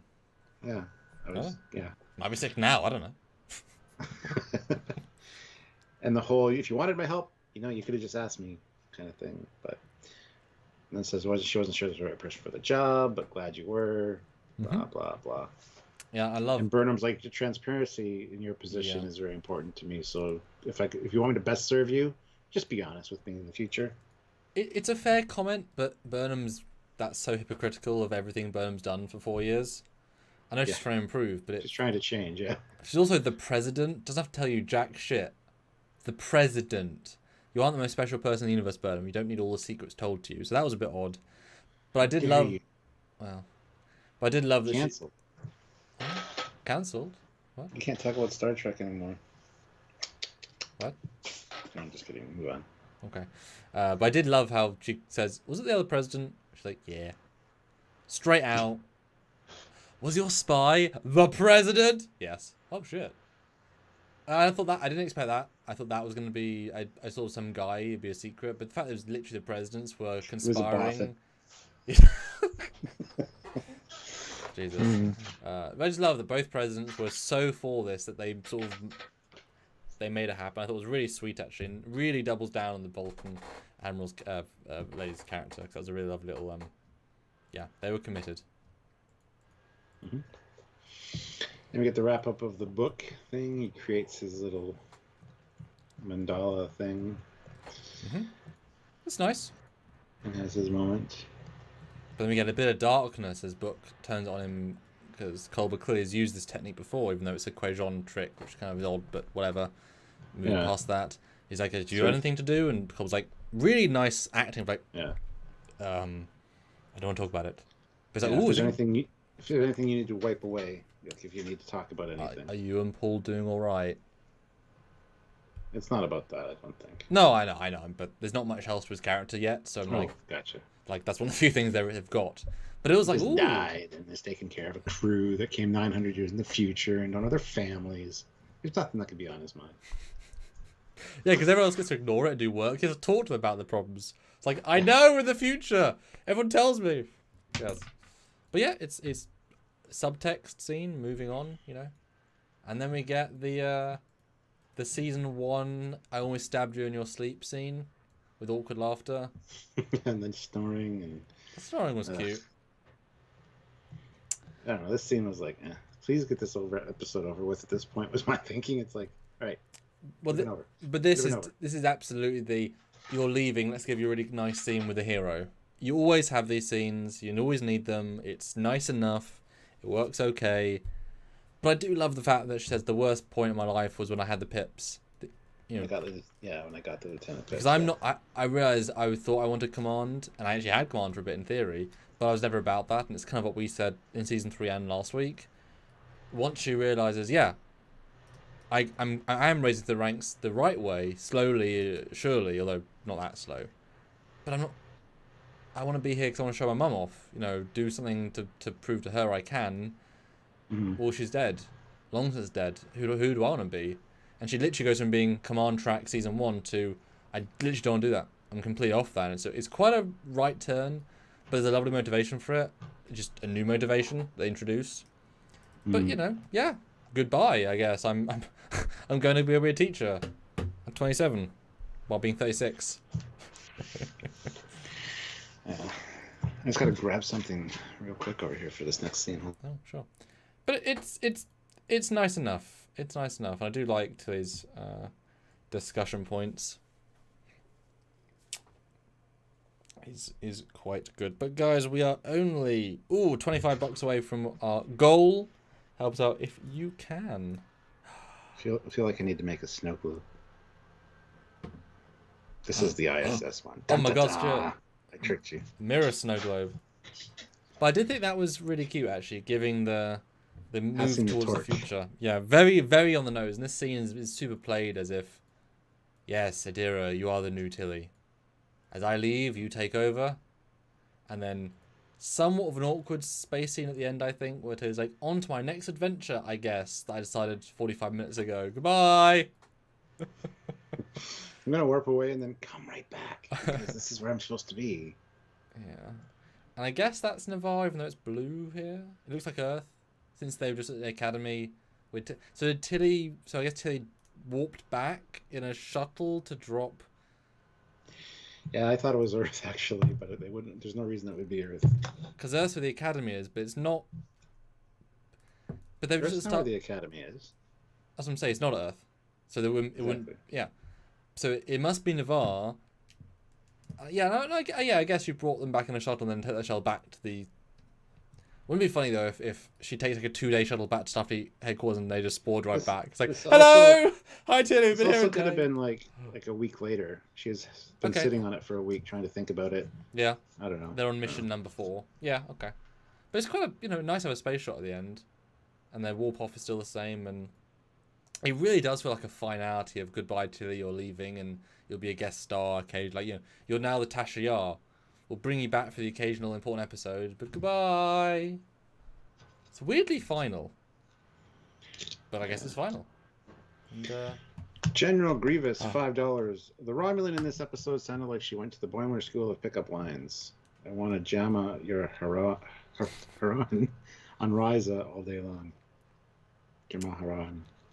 Well, that was she's a Vulcan, but the black guy was Andrew Sepp, $2. Late to the show. Thank God we have new shuttles. Well, we think transport shuttle. Yeah. Well, we're at the scores.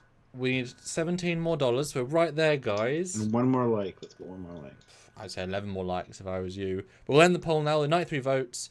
Which was the best plot this week? 60% Navarre negotiation, 28% cadet crash, and 12% books therapy. I think that's very fair.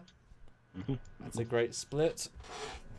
I'll do one more poll as you talk to the chat for a moment, and then hopefully we can get our last $15 and see what you guys think score-wise. I really want to know what you guys. I don't even know I'm going to score it yet, so I want to see what you guys are going to score. So hit the like button if you haven't, guys. Any scores that are super chatted, I will read those after the fact.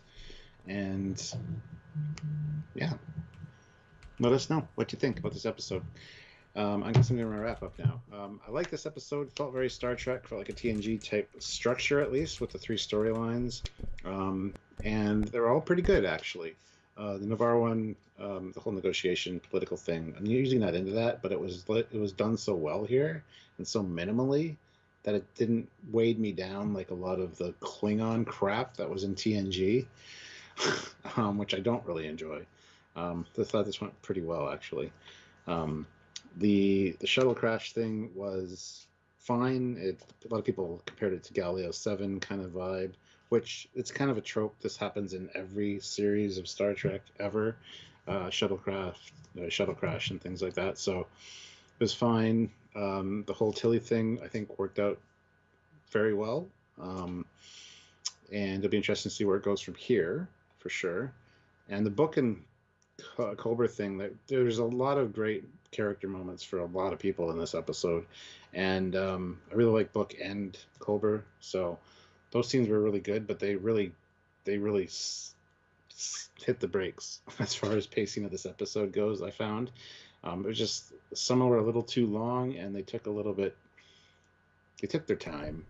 And I know that's the point of the therapy thing, but I don't know. I think it was misplaced where they put it in the episode, and it was just too much. Well, it's because they're trying to progress multiple storylines, even when they're so... Yeah. Which is, it's fine. It's just, of course, you cut back to a okay storyline. You're like, well, okay. Yeah. Cool. Yeah. So overall, I liked it, though, as a cohesive piece. I thought it was good. Its Discovery is definitely improving, and it's good to see that. And score-wise, I'm probably going to give this one for this season. Yep. I will give it a 7.2 out of 10. That's pretty good. For all of Discovery, though, 6.4. I will say that scoring is consistent with the numbers I'm seeing here, so good job. Try. Yeah, no, I love that when it's it all makes sense. Okay. Yeah, cool. And guys, put in your scores, please. Super chats, he'll read them. Non-supers, I will read. But we'd love to hear your scores, and do vote in the poll, Stuart. Read it if you want to read out the poll. That would be great.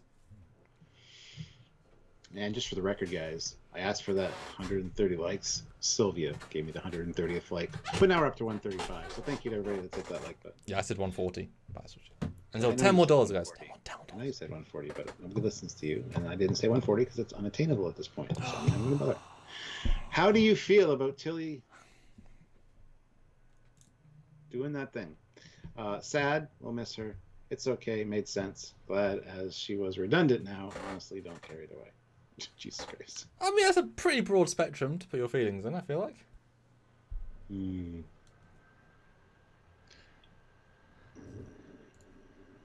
So yeah, my wrap up. I liked the episode. The second watch was better because the pace doesn't affect you as much. We know what's going to happen. The political stuff is more intriguing. We know there's deeper meaning, and the hard edits that don't work aren't jarring. So that's good. Although there isn't much else extra in anything apart from political stuff. The Tilly stuff is relatively dull and simple. So on second watch, it's actually like, okay, yep, okay, good. Back to the political stuff. But I mean, that's a few episodes of any free show, so okay. But definitely, for Discovery, it's definitely a higher note. I just wish there was some secret sauce. Maybe it could have done with like a scene at the end where, so after the scene with the Admiral, with the Federation president, the Vulcan president asks for Burnham or something and says, "Miss Burnham, as our new adjudicator, we want you to help us name the new class of ship we're christening." What sort of ship? And she holograms. It's a really cool looking Vulcan ship. It's like, oh wow, new ship. We're calling it the Spock class. We're thinking, in honor of your, like something like that. I think could have been a nice way of ending. Or our first new joint cruiser, and it's a XYZ class, whatever. But it's good. The character moments are medium because they're all part of this longer journey, and so there's no great breakthroughs or anything. But it's this progressive story, and without a stronger A story, it doesn't quite come together. But it is still a good in-between step. But it's odd how we're already episode 4, and it feels like out of a 22-episode arc of TNG, say, we're like episode 9, and we're just kind of like in the weeds a little bit. Didn't quite have that full momentum it needed, but it's still enjoyable enough. I don't think I'd go back to watch it necessarily. I think I've seen it enough at 2 times, but it wasn't bad by any means. So, an interesting medium, and I'm really happy that considering the Navarre shit is important to the world of Trek, it was handled well, and adultly and by good actors. So yeah, really yeah, I think your scores are pretty close to the mark for me as well. My gut was a 7 out of 10 for the season. Yeah, good but not great. All Discovery, that I'd probably say. I mean, you. 6.8. So I'll go slightly higher than you, I think. Because it still beats all of season 1, most of season 2. Not that much of season 3, but yeah. So there you go. 7 and a 6.8. So about a 7. Nice. Yeah. Cool. Let's see what you guys have been saying with the super chats. Yes. And thank you, by the way. Appreciate it. Taylor T, $10. Sorry, just joined the live. Love seeing the next class ship. Yep. I love the overall positive vibe of the episode. The Vulcan child meditation was cute, and the Tilly ending was sad and surprising. All those things. MC, $5. What larger function will transporters serve in the future spore transporter system? If it works for a ship, surely it can be localized to a planet's surface. That's cool. Sport any planet. We almost saw that already. Yeah. Patrick James, $5. Not great, not terrible, just is. Much like my existence. Oh, but it's definitely good though. Ming, here comes my little humble $5 for the channel. Thank you. It's not humble at all. It all adds up and means so much. So yes, it's not humble at all. It's great. We greatly you have no value idea how much a $5 super chat is important. Yeah, especially in December's not going great for us. Many reasons, and Christmas coming. But yeah, we're here either way, and we definitely enjoy these with you guys, and we love our regulars, and we hope. I mean, was this fun, guys? Did you enjoy our review? Do we have some interesting thoughts? Let us know in the chat. Do good. Oh, it's task sequence all over again. So, scores from the non-super chat. Let's see what you guys thought. Taylor T, 8.5 out of 10. George Mangrum, 8 out of 10. Ming W. Lee, high, 8 out of 10. Very Star Trek episode. Yes, definitely a Star Trek feeling. Patrick James, 3.9 out of 10. That is... Devereaux, 8 out of 10. This is Joko, 6. Eric, 8. Double Guitars, 9. Colin, solid 8 out of 10 episode. Good episode, but felt like I was missing something, even though I could not tell you what was missing. Yes. Alan Parr, 9 out of 10 for Discovery, 7 out of 10 for All Trek. Yeah, well, we don't go for All Trek. We go for... Because that would be way lower on the bar. I mean, that would be...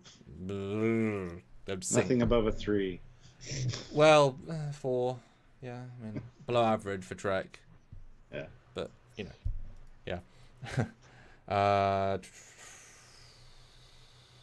The Darth Eddie, 10 out of 10 for Disco, 7 out of 10 for Trek. Okay then. General Grievous, 6.5 out of 10.